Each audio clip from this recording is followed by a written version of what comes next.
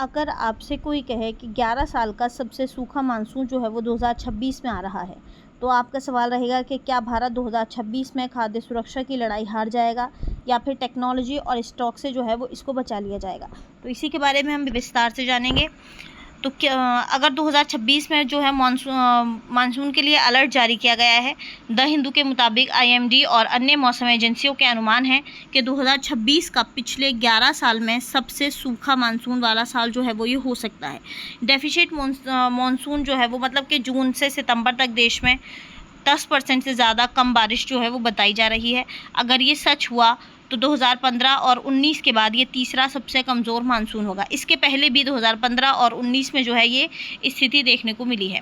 अब deficit monsoon का मतलब जो है वो क्या है, किसानों के लिए इसका मतलब क्या है। तो मानसून भारत की खेती की रीढ़ है। जिस तरह हम जानते हैं कि हमारा आधा भारत जो है वो खेतों में बसता है और मानसून जो है वो भारत की खेती के लिए रीढ़ का काम करती है। 55% खेत जो है वो बारिश पर निर्भर है। कम बारिश मतलब 3 लेवल का नुकसान जो है वो यहाँ पर देखने को मिल सकता है। अगर हम फर्स्ट लेवल की बात करें तो खरीफ फसल पर जो है वो इसका सीधा असर देखने को मिलेगा। खरीफ यानी कि जून में बोई गई फसल और जो अक्टूबर में काटी जाने वाली फसल होती है, जिसमें धान होते हैं, दालें होती हैं और इसी के साथ मोटे अनाज यानी कि बाजरा वगैरह इसमें आता है। अगर हम सेकंड लेवल की बात करें तो इसमें पानी के भंडार जो है वो सूखेंगे, यानी कि कम बारिश होगी, डैम, तालाब और भूजल रिचार्ज नहीं होगा, वाटर लेवल जो है वो लगातार कम होगा और रबी की फसल 2026-27 के लिए पानी नहीं बचेगा। रबी यानी कि गेहूं, चना और सरसों की फसल। महाराष्ट्र, कर्नाटक, तेलंगाना के डैम जो है वो पहले से ही 30 से 40% तक खाली हैं और 2026 में डबल झटका यहाँ पर देखने को मिल सकता है। इसके बाद अगर हम इसके थर्ड लेवल की बात करें तो कृषि व्यवस्था ठप हो सकती है, यानी कि भारत का 45% वर्कफोर्स जो है वो खेती पर निर्भर करता है। फसल गिरी तो किसान की आय गिरेगी और इसी के साथ गाँव में जो है वो खर्च भी गिरेगा। ट्रैक्टर, खाद, कपड़ा, बाइक की बिक्री वगैरह जो है वो गिर जाएगी। ग्रामीण जीडीपी पर 0.5% से 1% तक असर जो है वो पड़ सकता है। अगर हम इसका पूरा देखते हैं तो अगर इसका असर ग्रामीण व्यवस्था पर यानी कि कृषि व्यवस्था पर अगर इसका असर पड़ता है तो इसका असर जो है वो हर एक फील्ड में हमें दिखाई देगा। अब सवाल ये है कि मानसून जो है वो क्या है। अरब सागर और बंगाल की खाड़ी से आने वाली जो नम हवा होती है उसको जो है वो मानसून के नाम से जाना जाता है। जून में केरल से टकराती है और मानसून का ब्रेकआउट जो है वो फिर धीरे धीरे पूरे भारत में फैल जाता है। अगर इसके भौगोलिक कारण की अगर हम बात करें तो यहाँ पे हवा का रुख जो है वो कमज़ोर बताया जा रहा है। इसी के साथ जेट स्ट्रीम भी यहाँ पे देखने को मिलेगा और जेट स्ट्रीम भी जो है वो यहाँ पर देखने को मिलेगा। अब अगर हम हवा के रुख की कमज़ोर होने की बात करें,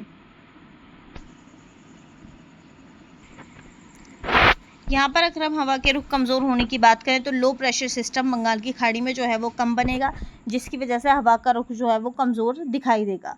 जेट स्ट्रीम की अगर हम बात करें तो तिब्बत के ऊपर होने वाली गर्म हवा जो होगी तो मानसून की धार जो है वो कमज़ोर हो जाएगी। अल नीनो और ला नीनो की अगर हम यहाँ पे इसके संबंध की बात करें तो ये क्या है। अगर हम अल नीनो की बात करें तो प्रशांत महासागर का पानी जो है वो सामान्य से 0.5 डिग्री सेल्सियस तक गर्म हो जाएगा और ला नीनो की अगर हम बात करें तो प्रशांत महासागर का पानी सामान्य से 0.5 सेल्सियस तक जो है वो ठंडा हो जाएगा। अब भारत पर इसका असर क्या रहेगा अगर हम इसकी बात करें तो मानसून जो है वो कमज़ोर होगा। कमज़ोर सूखा आता है। 2009, 15, 19 में जो है वो अल नीनो के साल थे। मानसून तेज़ बाढ़ के साथ मतलब मानसून में जो है वो तेज़ बाढ़ आती है। 2020-21 जो है वो ला नीनो के साल थे।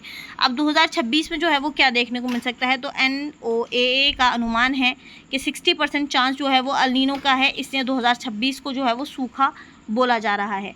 और ला नीनो की अगर हम बात करें 2026 में तो इसके चांसेस जो है वो कम बताए जा रहे हैं, यानी कि अल नीनो आया तो भारत का मानसून गया और ला नीनो आया तो भारत जो है वो खुशी की स्थिति में पहुंच जाएगा। अब ज्योग्राफिकल कंडीशन में अगर हम इसके कनेक्शन की बात करें तो ज्योग्राफी जो है वो यानी कि भूगोल में मानसून की हवा अल नीनो गर्म करता है, हवा कमज़ोर हो जाती है और भारत में बारिश हो जाती है। अगर हम बारिश कम की बात करें तो मिट्टी की नमी, फसल कम हो जाती है, फसल का स्टोमेटा जो है वो बंद कर देती है और फोटोसिंथेसिस रुकता है, पैदावार जो है वो गिर जाती है। अगर हम इकोनॉमी की बात करें, इस पर इकोनॉमी का जो है अर्थव्यवस्था पर इसका क्या असर दिखाई देगा तो पैदावार गिरती है, सप्लाई कम हो जाती है, महंगाई बढ़ेगी, RBI जो है वो अपने रेट बढ़ा देगा, लोन महंगा हो जाएगा और इन सब से जो है वो किसान दबेगा। अब अगर हम इसके इतिहास की बात करें कि यह एल नीनो और ला नीनो जो है वो इसके पहले कब रहा है, तो इस इतिहास बताता है कि मानसून ने कितना जो है वो नुकसान किया है। 2015 की अगर हम बात करें तो 14% बारिश जो है वो कम हुई थी, जिसकी वजह से खाद्यान्न उत्पादन 5.5% गिरा था और 25 करोड़ लोग इसकी वजह से जो है वो प्रभावित हुए थे। 2019 की अगर हम बात करें तो 2019 में जो है वो 10% कम बारिश देखी गई थी, जिसकी वजह से धान और में 3%, दाल में 8% जो है वो गिरावट देखी गई थी।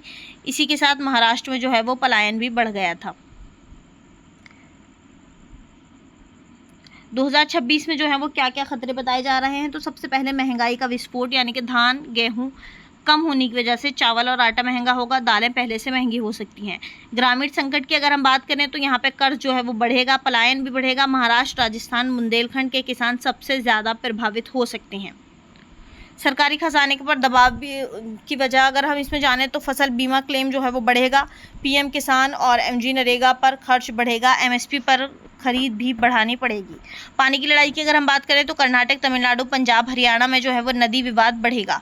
सरकार के आगे समस्या पानी की समस्या जो है वो मतलब वाटर क्राइसिस कम हो जाए, वाटर क्राइसिस की समस्या देखने को मिलेगी, जिसकी वजह से कम बारिश जो है 3 लेवल की पानी की लड़ाई देखने को मिल सकती है। सबसे पहले लेवल की अगर हम बात करें तो डैम में पानी नहीं होगा, यानी कि डैम में जो है वो सूखा पड़ सकता है। इसके बाद भूजल खत्म हो जाएगा और पानी, पीने का पानी जो है उसमें भी कमी देखी जाएगी।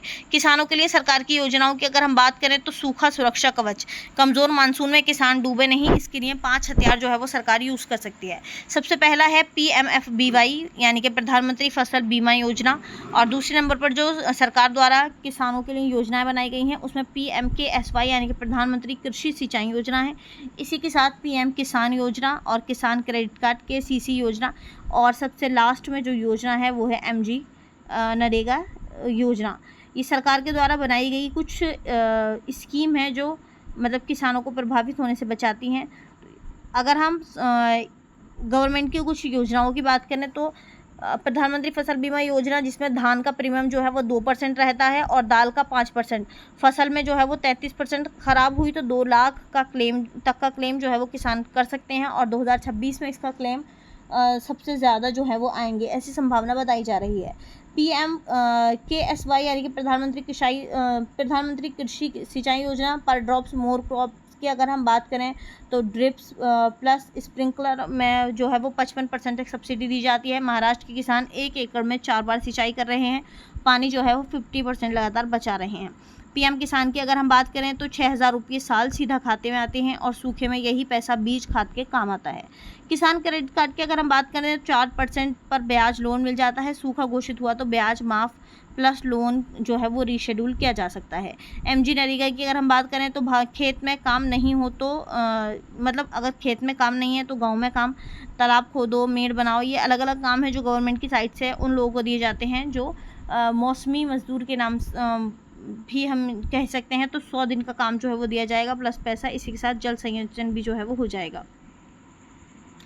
अब सरकार और किसान जो है वो क्या कर सकते हैं, तो सरकार के पास कुछ ऑप्शन है, जिसमें है रिजर्व स्टॉक को खोलना, सिंचाई पर फोकस करना और इसी के साथ आयात को खोलना। यानी सरकार जो है वो ये काम कर सकती है, जिसमें FCI के गोदाम में 40 मिलियन टन चावल गेहूं हैं, महंगाई रोकने के लिए अपने मार्केट में जो है वो इसको बेचना पड़ेगा। सिंचाई पर फोकस करना पड़ेगा, यानी कि नहर, ट्यूबवेल, ड्रिप इरीगेशन जो है इसको सब्सिडी देनी पड़ेगी। इसी के साथ आयात को भी जो है वो सरकार को खोलना पड़ेगा, यानी कि दाल और खाद्य तेल पर आयात ड्यूटी घटानी पड़ेगी। इसके बाद किसान इसमें जो है वो क्या कर सकते हैं, तो फसल बदलो, यानी कि धान की जगह बाजरा, मक्का बो और कम पानी, क्योंकि धान में जो है वो ज़्यादा पानी चाहिए होता है और मक्का में, बाजरा और मक्का जो है वो कम पानी में भी अच्छे से उग जाते हैं। जल संचयन की अगर हम बात करें तो खेत में जो है वो मेड़बंदी करनी होगी, तालाब खोदने होंगे, और बीमे की अगर हम बात करें तो PMFBY का प्रीमियम जो है वो भरना किसानों को ज़रूरी हो जाएगा, मतलब इसको भरना जो है वो ना भूलें। अगर हम इसके निष्कर्ष की बात करें तो मानसून भारत का जो है वो असली वित्त मंत्री है। 2026 में अगर वो रूठा तो थाली, ट्रैक्टर और ट्रेजरी तीनों जो है वो एक साथ हिल जाएंगे। मानसून फेल तो मतलब किसान फेल तो मतलब अर्थव्यवस्था फेल, यानी इसका जो है असर अर्थव्यवस्था पर भी देखने को मिलेगा। 2026 में भारत की असली परीक्षा खेत में होगी, शेयर बाजार में नहीं। तो आज के लिए इतना ही, मिलते हैं नेक्स्ट वीडियो में, तब तक के लिए बाय, थैंक यू।